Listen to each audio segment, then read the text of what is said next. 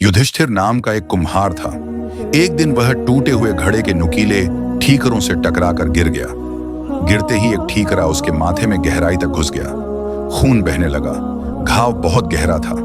दवा दारू से भी वह ठीक नहीं हुआ। कई महीने बीत गए।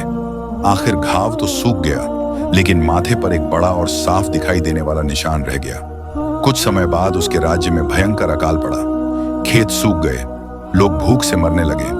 युधिष्ठिर अपना घर गांव छोड़कर दूर देश वज्रपुर पहुंच गया। वहां उसे राजा आदित्य देव के दरबार में नौकरी मिली। एक दिन राजा ने उसके माथे पर पड़े गहरे घाव को देखा। राजा को लगा कि यह कोई साधारण व्यक्ति नहीं है। यह जरूर एक वीर सेनानी होगा। किसी युद्ध में सामने से शत्रुओं से लड़ा होगा। राजा ने युधिष्ठिर को सेना में ऊंचा पद दे दिया। राजकुमार और सेनापति यह देखकर जलने लगे, लेकिन राजभय के कारण कुछ कह नहीं सके। कुछ दिनों बाद वज्रपुर पर शत्रु राज्य ने हमला कर दिया। युद्ध का बिगुल बज उठा। हाथियों पर हौदे चढ़ाए जा रहे थे। घोड़ों पर काठी लगाई जा रही थी। सैनिक युद्ध भूमि की ओर बढ़ रहे थे। इसी बीच राजा आदित्य देव ने प्रसंगवश युधिष्ठिर से पूछा, वीर सैनिक, तेरे माथे पर यह गहरा निशान किस युद्ध में लगा था? किस शत्रु को मारते समय तू घायल हुआ? युधिष्ठिर कुछ क्षण चुप रहा। उसने सोचा कि अब सच छुपाना ठीक नहीं है। राजा उससे इतना निकट हो चुका है कि वह सच्चाई जानकर भी नाराज नहीं होगा। युधिष्ठिर ने धीरे से सच कह दिया, महाराज, यह युद्ध का घाव नहीं है।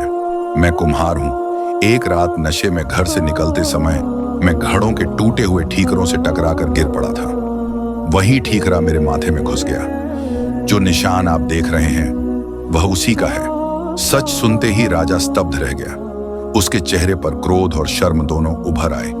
राजा गरज उठा, तूने मुझे भ्रम में डालकर ऊंचा पद पा लिया। तू सैनिक कुल का नहीं, एक कुम्हार है। युधिष्ठिर ने हाथ जोड़कर कहा, महाराज, मुझे युद्ध भूमि में परीक्षा लेने दीजिए। मैं आपके लिए प्राण तक दे दूंगा। लेकिन राजा ने एक न सुनी।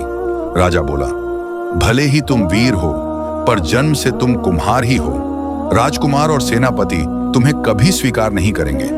इससे पहले कि वे तुम्हारे कुल का भेद जाने और तुम्हें मार डालें, चुपचाप इस राज्य से निकल जाओ। युधिष्ठिर ने गहरी सांस ली। आंखों में आंसू भर आए।